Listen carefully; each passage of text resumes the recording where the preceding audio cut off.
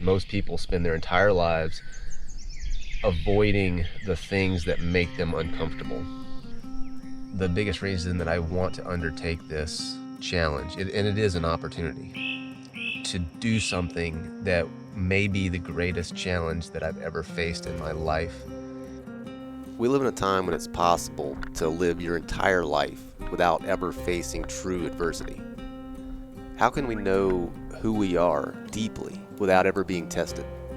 It will be difficult, but I look forward to that because I know there's lessons out there that you just can't learn in any other way. The lessons that you learn when you face those things and overcome them are some of the most valuable things that we can ever gain. But challenge isn't something that's new to me. I'd say 90% of the hunting that I do is done with primitive archery gear that I make myself, and I provide meat for my family. That's what we eat.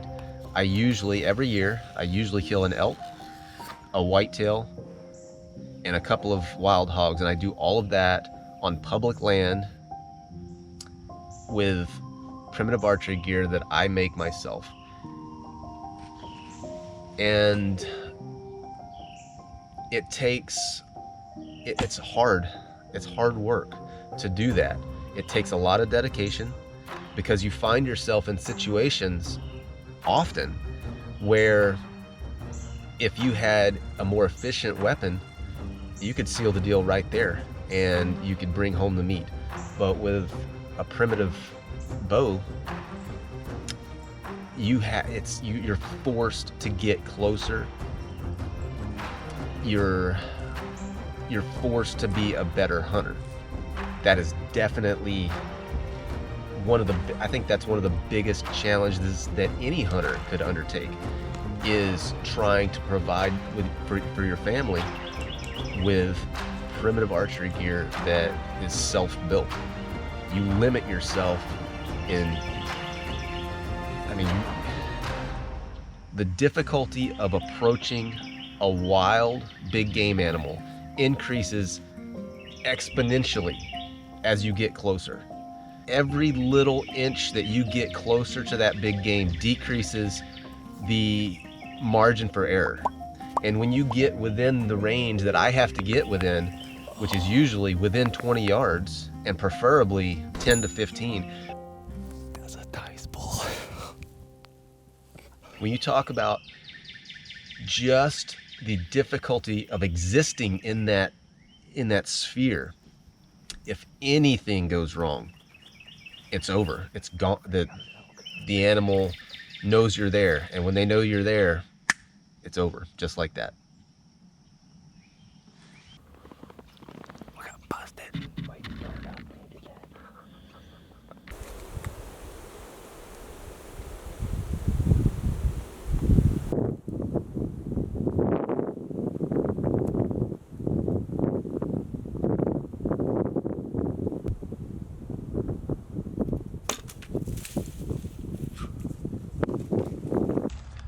People that don't have a lot of experience in the woods or hunting really underestimate how difficult it really is out there. They might be able to perfect some skill in their backyard, but when they're placed in the actual environment where where there's all sorts of different variables, different weather, different materials, a lot of times it's a lot more difficult to make things happen when you're out there in the woods. Making primitive fire is one of those things. It can be very, very difficult under less than perfect conditions. And if you only ever practice under perfect conditions, I promise you will not be prepared for the types of things that you're going to come across in the woods. Hunting is another one. And I am fully aware of how difficult that is. I hunt with primitive gear. I make my own bows, I make my own arrows. And last year, the year before last, took me 19 days 19 days of hunting every day from dawn till dusk, hiking, somewhere between 4 and 8 miles a day in rugged mountains, gaining and losing probably 3,000 feet of elevation over the day. And you can imagine how many calories you burn in a day like that.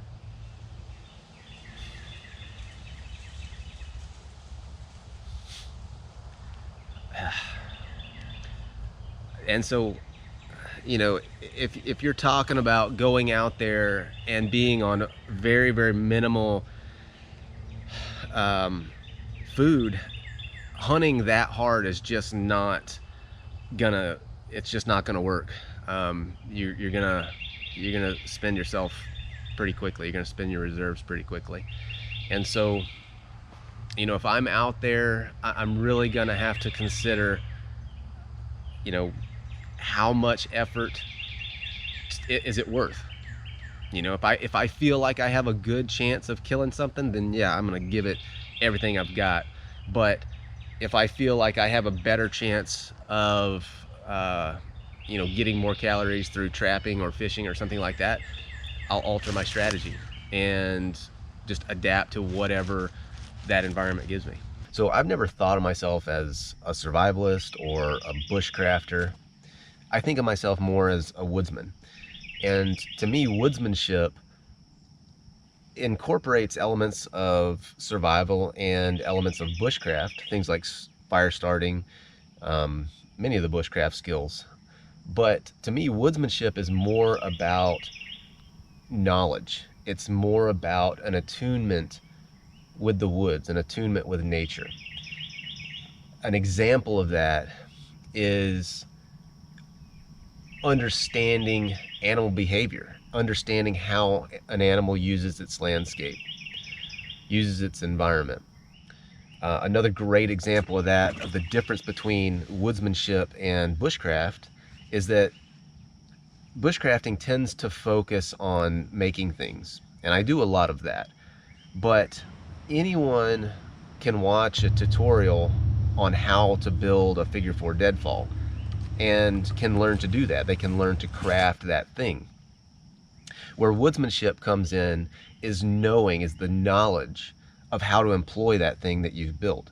So knowing where to find game, knowing how they are likely to behave, that is woodsmanship, and that is what I bring to the table. I don't know 100 different primitive traps.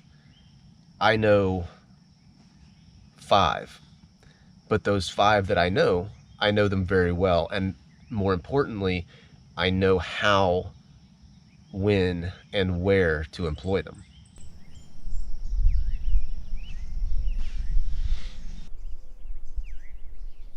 I fully expect it to be one of the most difficult things that I have ever done. Perhaps the most difficult physical thing I've ever done. And the ability to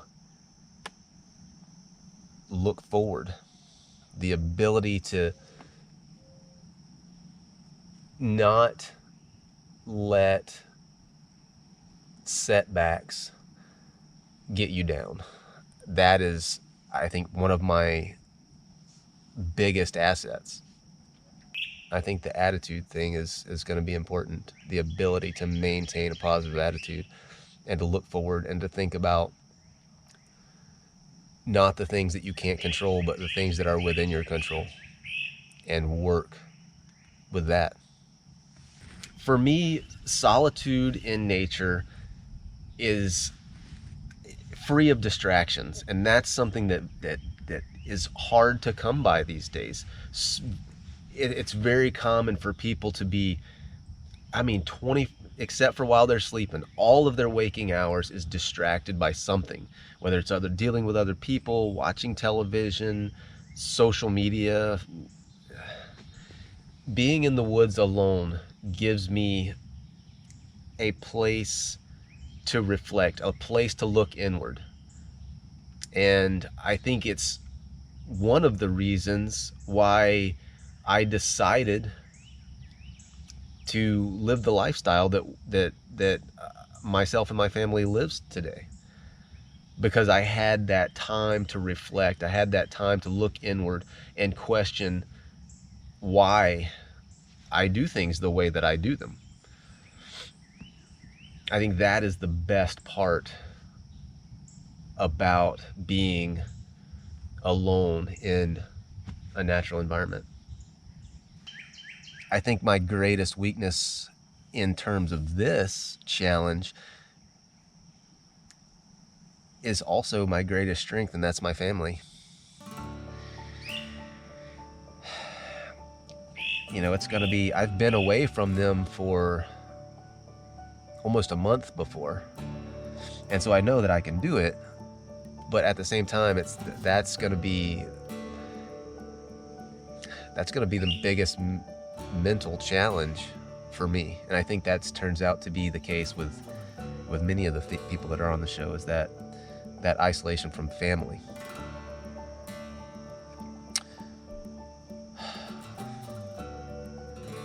The other reason that I want to undertake this challenge is for my oldest son, Coy.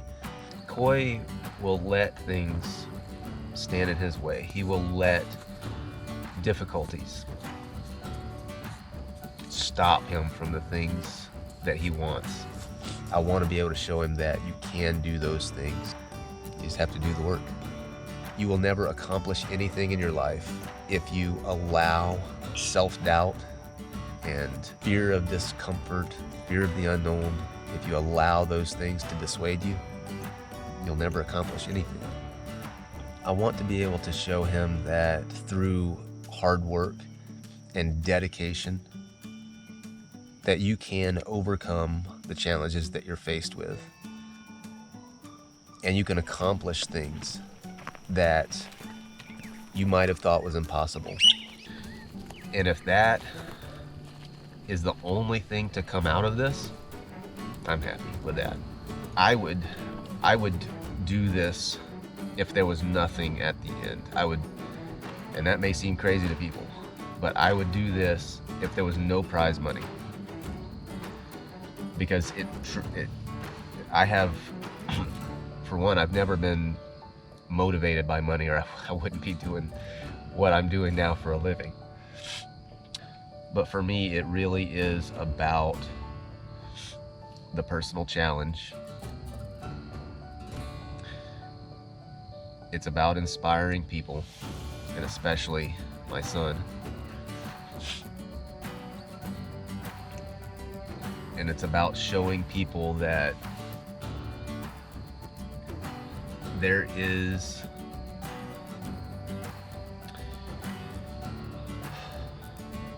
value in life's struggles. There's value in the challenges that we undertake and that we overcome. That's what this is about for me. It's not about the money. There are always things that can happen that are out of our control, but I will not quit because I have the determination to do it. I have the skills to do it. I have the experience to do it. I just need the chance to do it.